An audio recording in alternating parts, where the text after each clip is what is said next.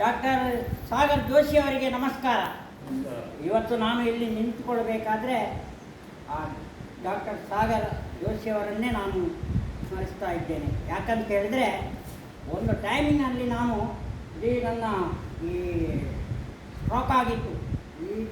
ಈ ಭಾಗ ಯಾವುದು ಕೂಡ ನನಗೆ ಏಳಲಿಕ್ಕೆ ಕೂತ್ಕೊಳ್ಳಿಕ್ಕೆ ಆಗ್ತಿರಲಿಲ್ಲ. ಗೋಡೆ ಹಿಡಿದು ಮಲಗಿದಲ್ಲಿಂದ ಎದ್ದು ನಡೀತಾ ಹೋಗ್ತಿದ್ದೆ. ಆದರೂ ಸರಿಯಾಗಿಲ್ಲ, ಇನ್ನೊಬ್ಬರ ಸಹಕಾರವನ್ನು ಪಡೆಯಬೇಕಿತ್ತು.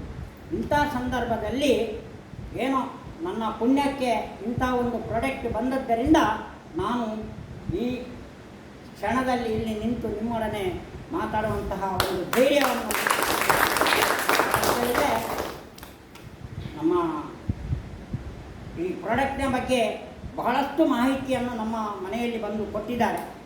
ಅವರಿಗೂ ತುಂಬ ಧನ್ಯವಾದವನ್ನು ಹೇಳ್ತೇನೆ. ಯಾಕಂತ ಹೇಳಿದರೆ ಅವರಿಂದಲೇ ನಾನು ಈ ಸ್ಥಿತಿಗೆ ಬರಲಿಕ್ಕೆ ಕಾರಣ. ಯಾಕಂತ ಹೇಳಿದರೆ ನಾನು ಹೆಚ್ಚು ಮಾತಾಡೋದಿಲ್ಲ, 2 ನಿಮಿಷದಲ್ಲಿ ನನ್ನ ಮಾತುಗಳನ್ನು ಮುಗಿಸ್ತೇನೆ.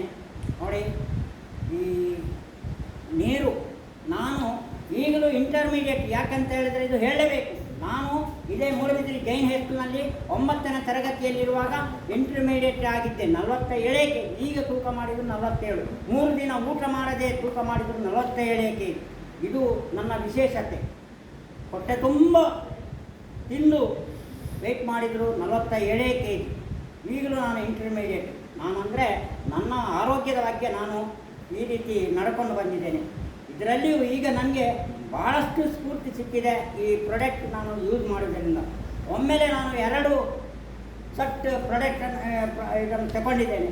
ಅಂದರೆ ನನ್ನ ಮಾತ್ರ ಅಲ್ಲ, ನಮ್ಮ ಮನೆಯಲ್ಲಿ ಬರುವವರಿಗೆ ಇದ್ದವರಿಗೆ ಎಲ್ಲರೂ ಕೂಡ ಆರೋಗ್ಯವಂತರಾಗಬೇಕು. ನಾವು ಆರೋಗ್ಯವಂತರಾಗಿ ಬಾಳಬೇಕು.